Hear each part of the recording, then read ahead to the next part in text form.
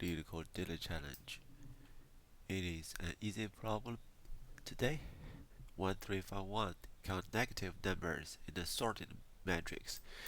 So in this matrix, we do know that all the numbers are sorted in non-increasing order.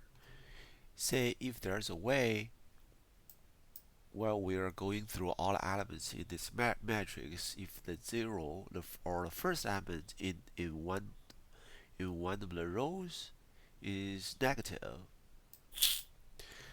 then we can definitely stop here. But before that,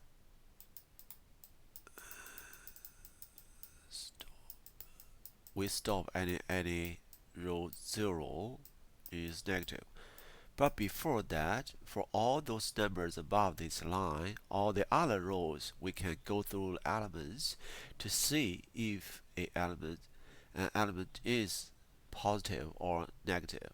If it is positive, then we plus 1. If we negative, we stop the counting. And this is a count of how many positive numbers are there in the matrix. And we do know that total number in this matrix is n times n.